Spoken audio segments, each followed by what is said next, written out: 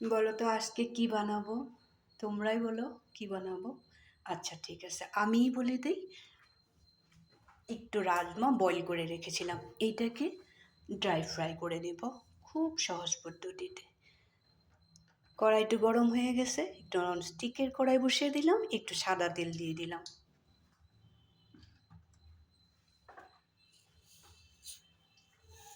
এখানে কম পরিমাণে একটু গোটা মেথি,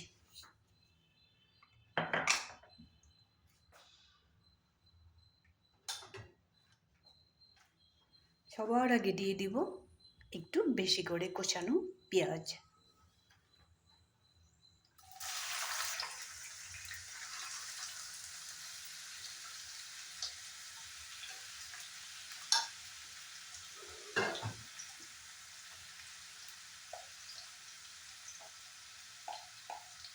পেঁয়াজটার সাথে সাথে হলদি পাউডারটাও দিয়ে দেব।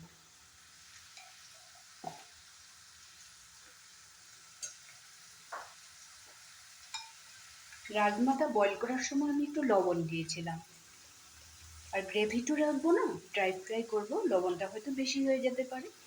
পেঁয়াজের হিসাবে একটু লবণ দিয়ে দিলাম।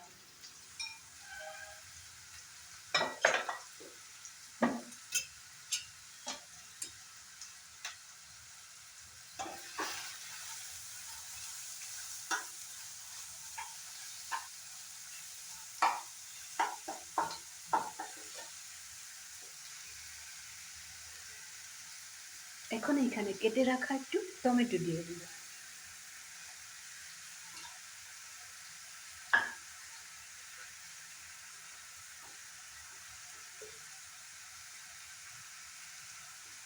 সামান্য পরিমাণে জিরা পাউডার,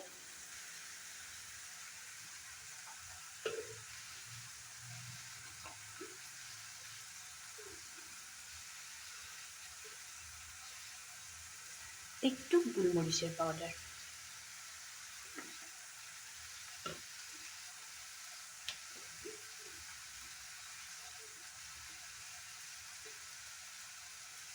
একটু দিয়ে দেব কাশ্মীরি লঙ্কার গুঁড়া।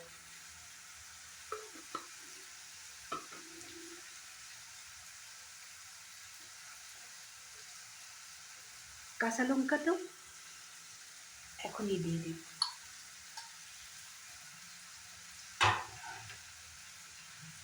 এখন সবগুলো জিনিস খুব সুন্দর করে ফ্রাই করে নেব।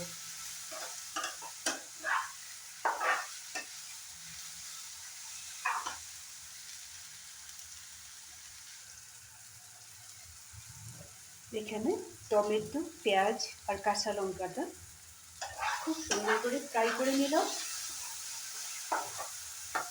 এই কাজটা হয়ে যাওয়ার পরে আর বেশি একটা কাজ থাকবে না। এখন এখানে আমি রাজমাটা বয়েল করে রেখেছি, এটাকে অ্যাড করে দেব।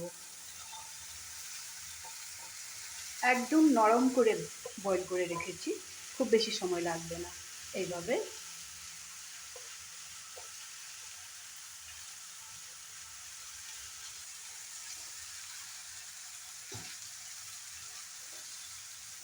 এখন রাজমাটাকে মশলার সাথে একটু ভালো করে রান্না করে নেব।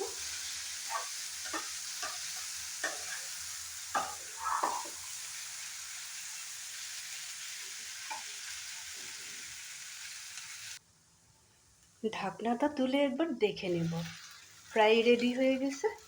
এখন এখানে একটু ধনেপাতা দিয়ে দেব। যে ধনেপাতাটা কেটেই রেখেছিলাম, আগে একটু দিয়ে দিব, নামাবার সময় আর একটু দিয়ে দেবো।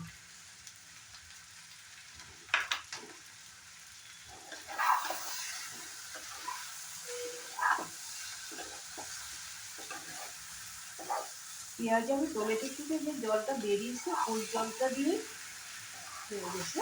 আর আমি কোনো জল ব্যবহার করি না, দেখলেই তো তোমরা। এইভাবে দেখো, এত সহজ পদ্ধতিতে খুব সুন্দর একটা রেসিপি হয়ে গেল, খেতেও ভালো লাগে।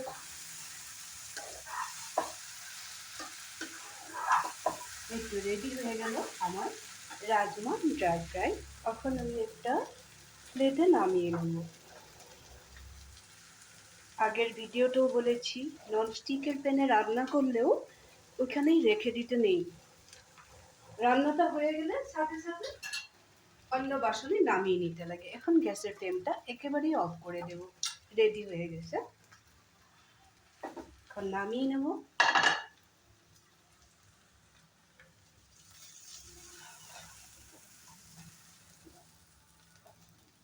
দেখলে একটু কতক্ষণ লাগলো।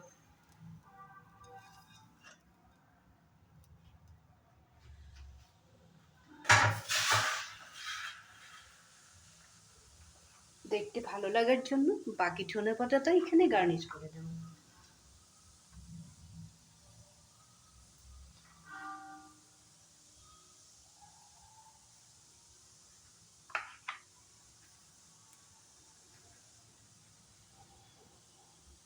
কত কম সময়ের মধ্যে রাজমাটা যদি বয়েল করে রাখো তাহলে খুব কম সময়ের মধ্যে রাজমা ফ্রাইটা হয়ে যায়।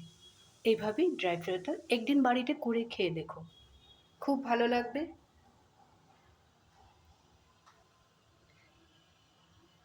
এই রেসিপিটা যদি তোমাদের ভালো লেগে থাকে তাহলে লাইক শেয়ার করতে একদমই ভুলবে না।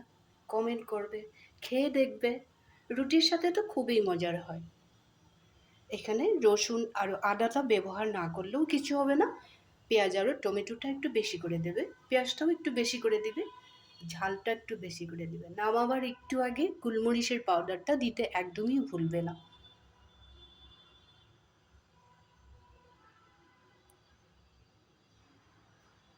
কেউ যদি আমার পেজে নতুন হয়ে থাকো তাহলে সাবস্ক্রাইব করে দেবে। সব সময় আমার এই ইজি ইজি ভিডিওগুলো সবের আগে তোমরাই পাবে। ভালো থাকবে, সুস্থ থাকবে। তাহলে আজকের জন্য রাখি।